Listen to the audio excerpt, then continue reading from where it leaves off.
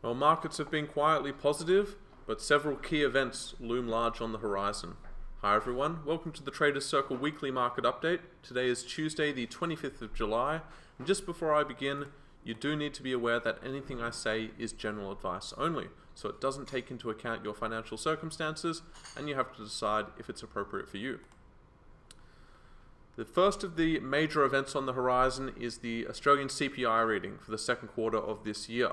CPI is expected to continue to drift lower to about 5.4% year-on-year growth. So CPI is taken as a measure or an analog for inflation, and this is basically saying that something that cost you $1 a year ago is now $1.05.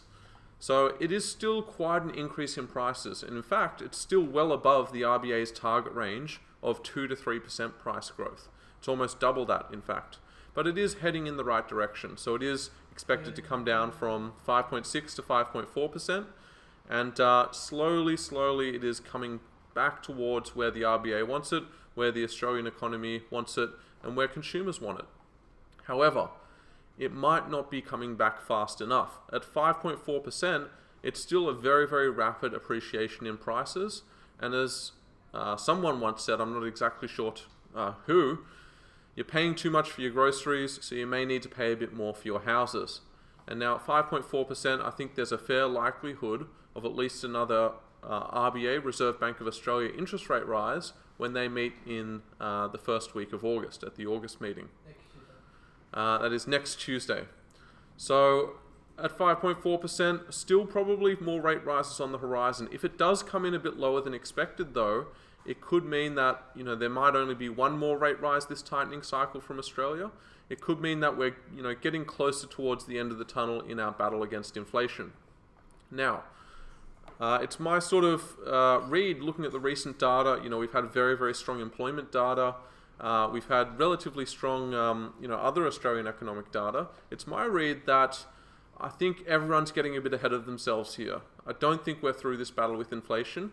And if there is only one more rate rise from the RBA, I would be surprised. I think there's at least one more, but more likely two more rate rises this cycle. And our marketers, or our ex-Joe Australian shares, have gotten well ahead of themselves in pricing in an interest rate peak.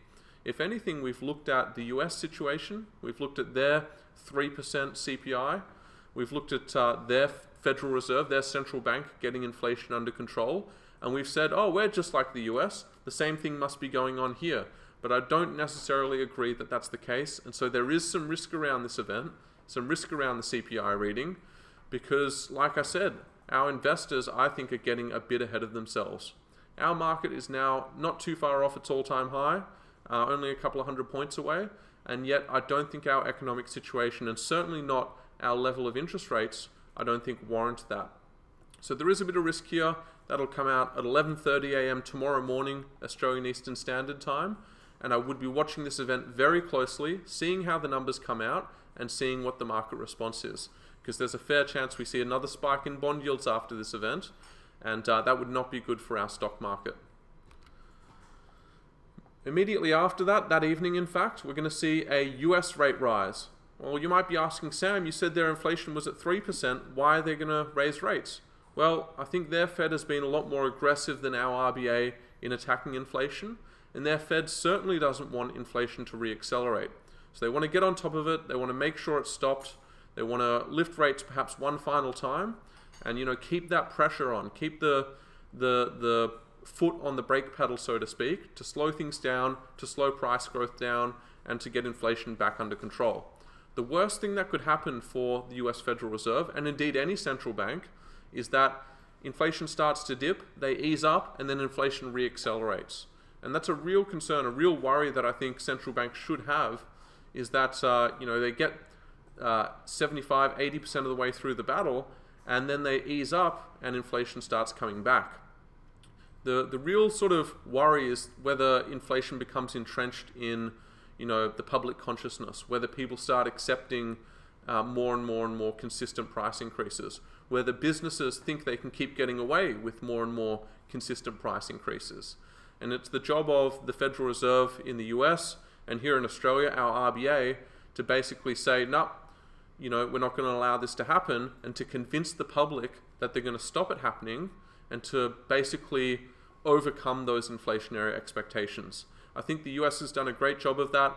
I think the Federal Reserve has done a really good job in letting people know they're not going to let it reaccelerate. And I think that basically leads into another rate rise at their meeting on Wednesday night, Thursday morning Australian time. However, following this, it looks like that could be the last one from the US this tightening cycle. It looks like we could be seeing the final rate rise. No doubt the Federal Reserve will remain fairly hawkish in their accompanying statements. They want to say, yes, we're raising rates this time, but there could be more in future. But deep down, they'll probably be thinking, we're getting close to the end, this could be the last one.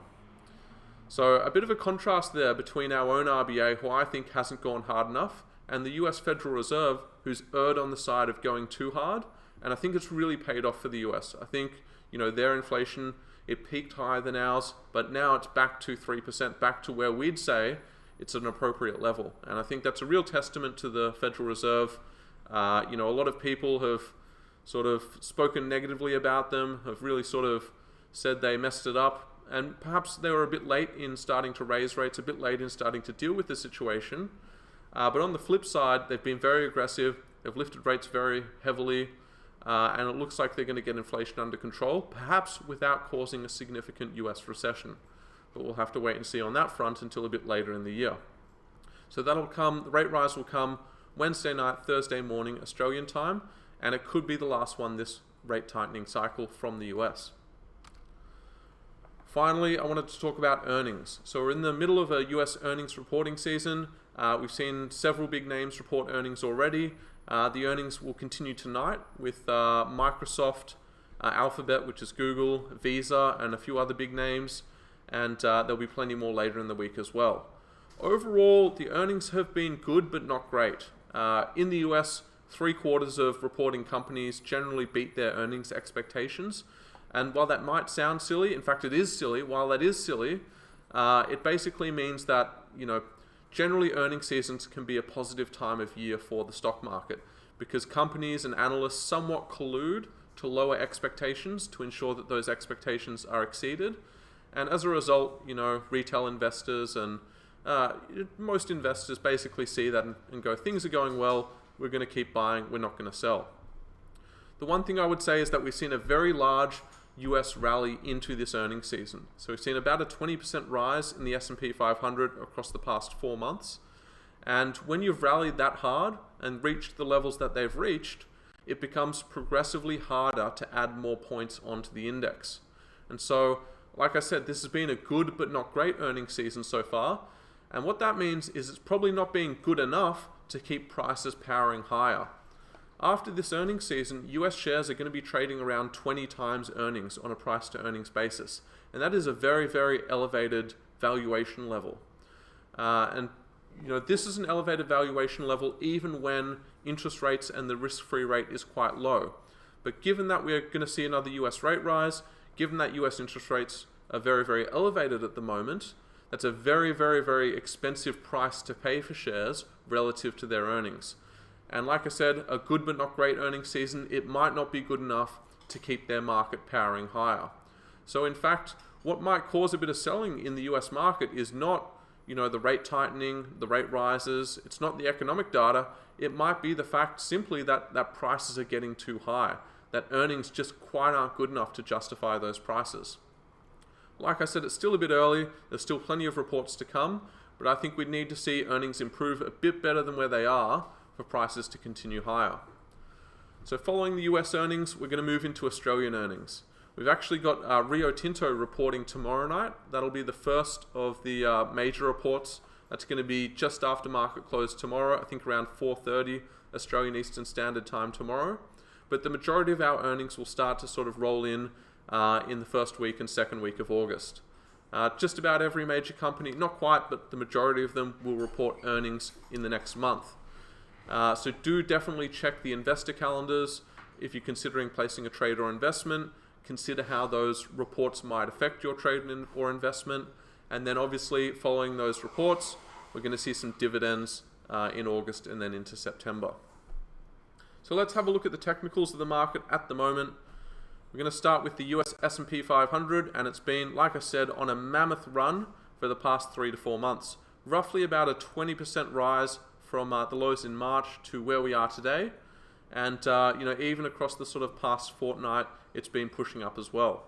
Perhaps it is stalling out a bit, and across the last few sessions, it's really failed to proceed, failed to advance, and maybe found some sort of interim resistance, I should say, around 45.60-ish. Should that level break, I think the key level is 4600. Markets love nice round numbers. It speaks to human psychology. If you're a buyer or seller, you might put your buy or your sell order at a specific price, and that specific price tends to end in a zero. And so should this level break here, I could see 4600 as the next resistance level, and that's a level from back in March 2022, I believe. So a level not seen in almost 18 months. But we'd first have to get through that 4550 level, 4560. Should they fall from here, there are plenty of potential support levels. The first would be this accelerated uptrend line. Currently that sits around 4500. If that level breaks, we're looking at a previous resistance level which may act as support, and that's 4450. And then if that level breaks, we've got the longer term uptrend. US shares are looking very elevated from just about every measure, so even though it looks like they've got some extreme bullish momentum, don't be surprised to see some profit taking creep in at some point, especially if the earnings reports don't improve from here. Looking at our own market, our XGO has been nowhere near as positive, although it has enjoyed a relatively positive past fortnight.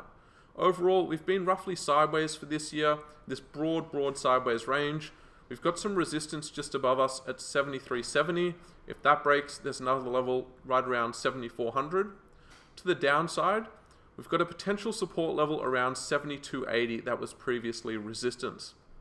If that breaks, we could be coming all the way back off to the low 7000s. Overall, even though our market hasn't enjoyed quite as much bullishness as US markets, there's a good reason for that. US CPI, US inflation is at 3%.